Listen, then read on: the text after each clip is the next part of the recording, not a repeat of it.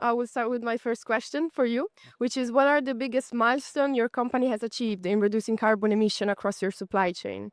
Probably the biggest milestones have occurred in our ground fleets. So, one of the things that we've done is we've been very purposeful in thinking about technologies that we could deploy at scale. And we are one of the largest carbon or one of the largest CNG operators with fleets in the US. So think about the ability to take renewable natural gas into those assets. It dramatically reduces the profile. So, as a result of all of that work and others, UPS has been able to reduce our absolute emissions on a year over year basis for the last 3 years. So we are making great progress. We're excited about that. And we're looking forward to how do we do this moving forward at a faster pace. That's great. So we can actually say that this shared knowledge is fundamental in progressing this process to decarbonizing logistics. Yeah, there is no doubt there are solutions available today. Part of it becomes the technology is still maturing. In certain locations globally, you can go faster with certain technologies than other locations. So it's about finding the right combination for what you're trying to accomplish. Thank you. And what innovative solutions or partnership have been most effective in cutting those emissions?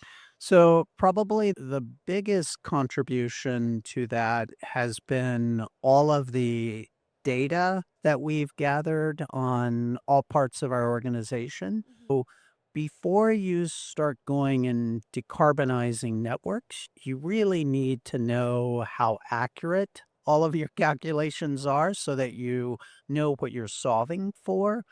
And then, Also so having a starting point. So, exactly. So we have built a internal technology that gives us scope 1, 2, and 3 on a monthly basis at a very granular level so that you can see as you implement new solutions and initiatives, you can see if they're actually contributing to the outputs of reducing emissions. That has been dramatic for our yes, organization. it's wonderful to see how this innovative solution got a spotlight also for UPS. I think it's any decarbonization effort, you need to be thinking about scale, you need to be thinking about technology, you need to think about collaboration. Having one of those without the others, you can't get as far So what you building would like. communities also is fundamental in It this is process. so important. And so there's so many partners and different companies achieving great results. How do you basically bring those to light? How do you bring those to scale is really so important to this journey we're on.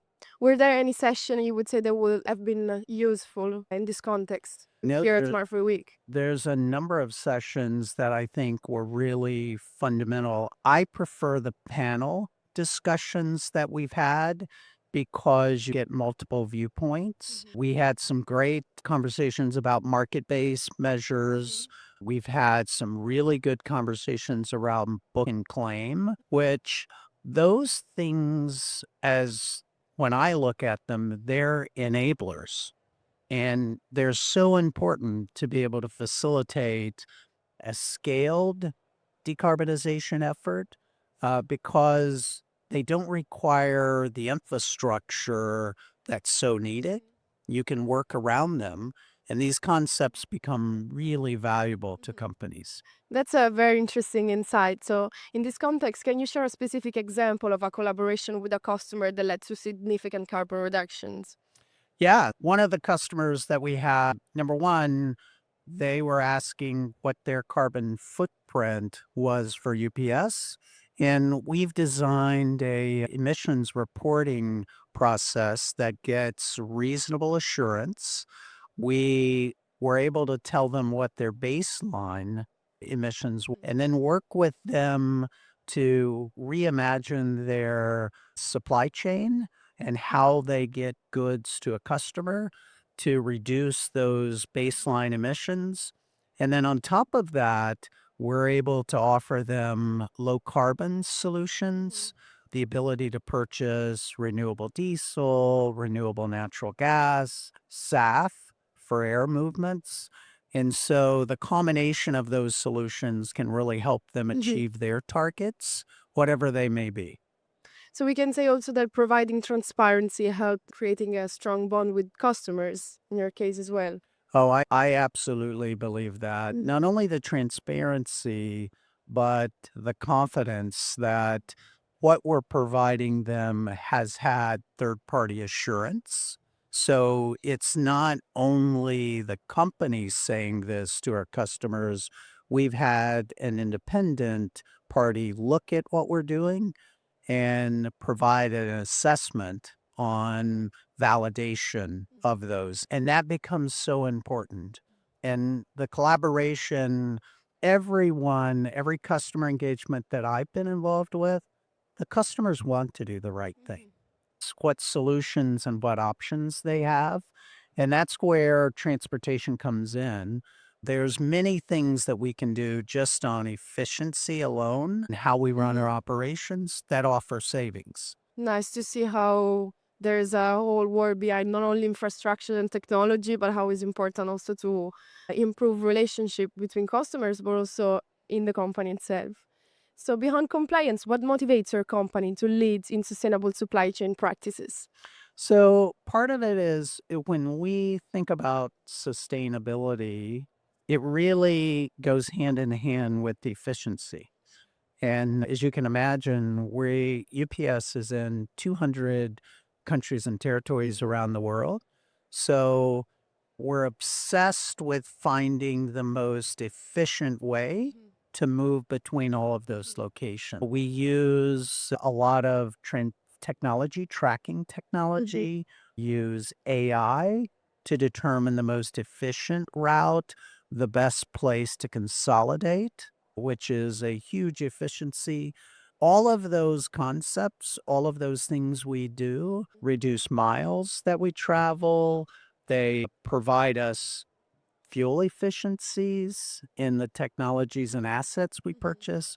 So it isn't a question of should we do it. It's great for business. And if you're And running, so how to do it? yeah, And exactly. If give it you're for running, granted that you also have to do it, especially for a worldwide company as yours. so it's like hand in glove to us in many cases. Thank you. And how do you measure the real world impact of your decarbonization efforts? And what key meters guide your strategy? So the goal is to reduce absolute emissions. CO2 emissions is basically the measure we use. Mhm. And it's so good to have a single focus. Now, there's a lot of other things that we reduce along the way, waste and so forth, packaging and other things. But our primary goal is to become carbon neutral by 2050. Mhm. And then we've set milestones along the way to achieve that. All of the sustainability initiatives is focused on reducing our greenhouse gas Mhm. CO2 emissions. Mhm. In this context, looking at the future, looking ahead, what ambitious goals have you set for the next like 5 to 10 years, and what steps will be crucial in achieving them? Yeah, it's a great question. So we've set 2035 targets to reduce our carbon intensity per package by 50%. And so as you think about that, what it really means is you're decoupling product growth with your emissions profile.